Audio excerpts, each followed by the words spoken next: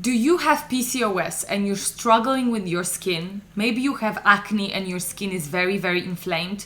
Well, stay tuned because I'm going to be giving you a few advice about PCOS skincare.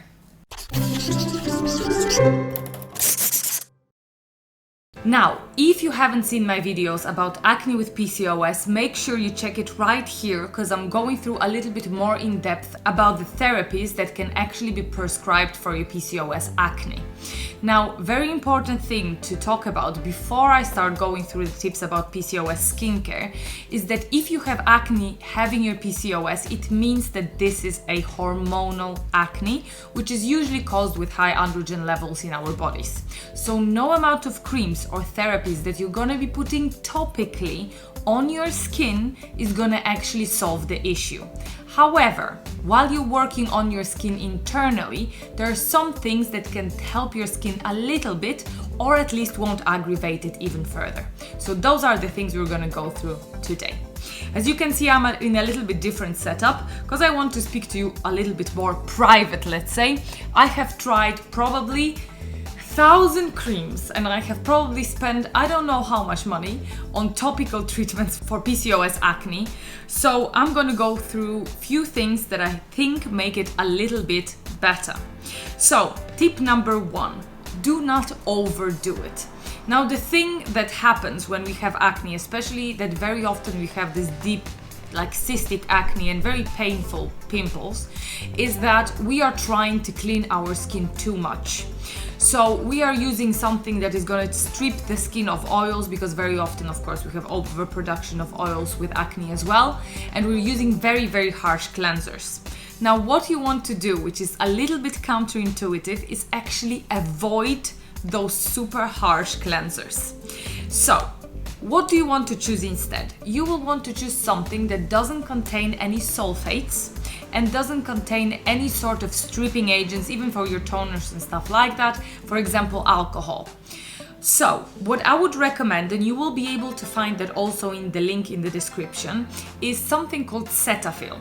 Cetaphil is a gentle cleanser that is actually micellar cleanser, so it doesn't strip your skin from natural oils, and because of that it doesn't aggravate inflammation that you already have in your skin. So make sure that you cleanse your skin twice or even once a day if you can, depending on the climate you're living in, but maximum twice a day, and do it with a gentle cleanser. So again, do not overdo it, use gentle cleanser and try not to rub your skin too hard when you're cleaning your skin. Point number 2 is going to be moisturize. Now the common myth is that when we have oily skin, we shouldn't be moisturizing it. And again, as I said, this is a myth. Now, what you're gonna moisturize your skin with is a completely different story. Now, many people are gonna tell you, or maybe this is what you think, that you should avoid oils, and this is not entirely true. Yes, for many of us with PCOS, we already have overproduction of oils, but sometimes our skin needs a little bit extra boost of moisture, so there are certain oils you might use. Now, not all oils are gonna be good for you, and I'm gonna tell you from my perspective, most oils actually make me break out even more, and it might be so for many, many people.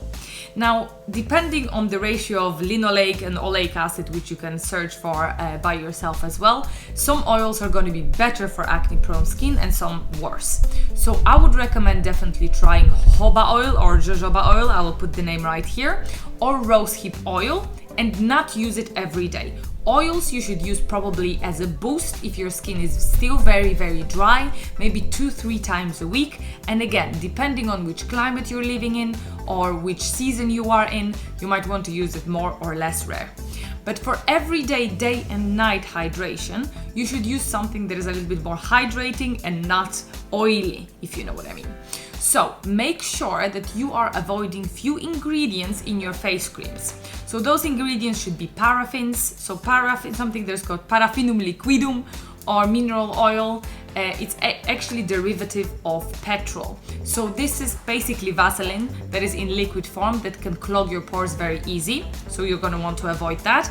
Avoid silicones and avoid some very heavy oils, as I mentioned before, like ingredients like maybe shea butter and stuff like that. Instead, you're going to want to get quite light moisturizer.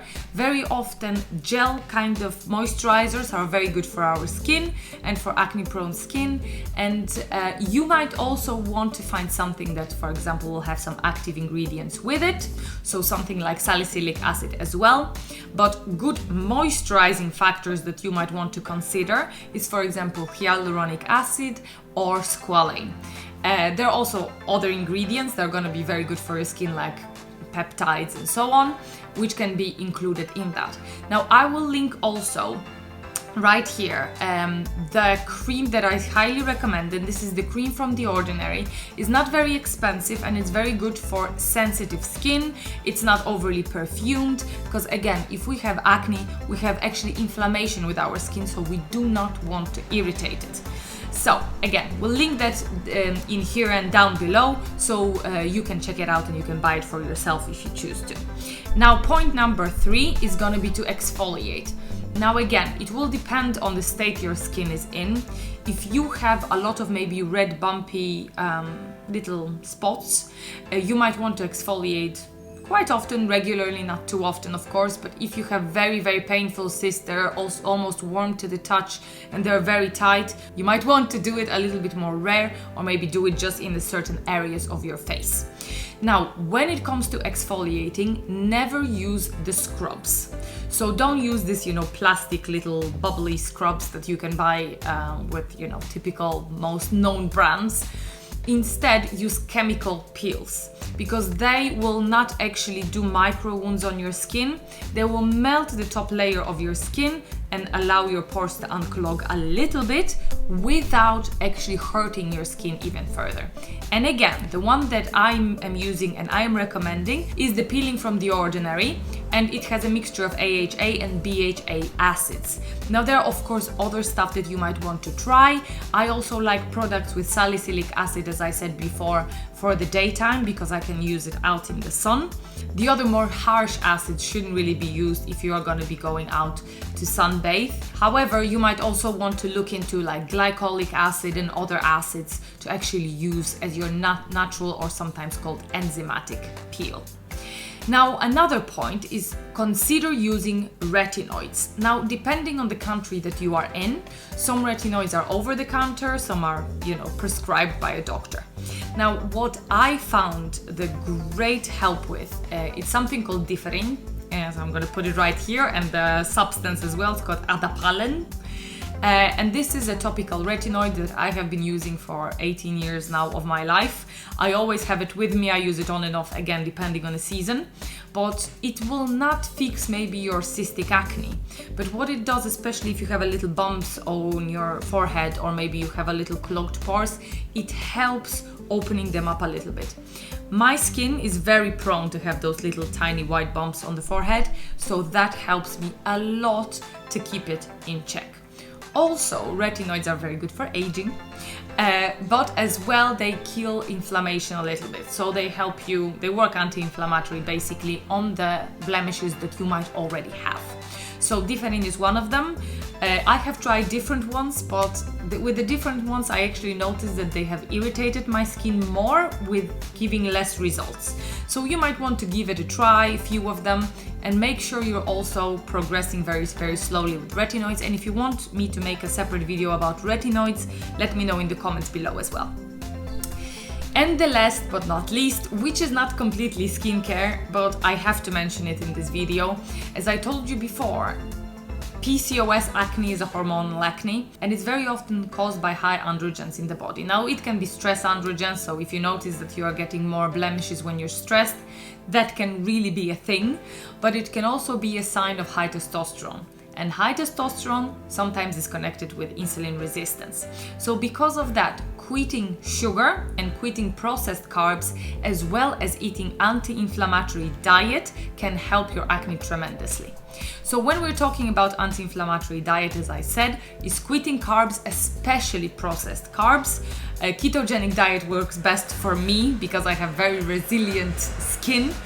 But what you might want to quit is cigarettes, alcohol, and all sorts of things, you know they're bad for you, like all the preservatives, all the processed foods all together, you know, fast food, chain fast food restaurant foods, you know, burgers for $1, and all sorts of stuff like that. So this is something that should definitely help your skin. And also you can instead include anti-inflammatory ingredients like ginger, turmeric, like herbs, anti-inflammatory herbs as well, and many other stuff. And maybe even some strong antioxidant to help your skin heal. So that is it. That is 5 tips on PCOS skincare. Make sure you like, subscribe, and click the notification bell to be notified about my future videos. And let me know down in the comments, did you actually use any of those tips before? Which ones actually work very good for you? Which one didn't? Or is there some of the stuff that I actually mentioned that you want to try for yourself? Let me know down in the comments down below, and I'll see you next week. Bye.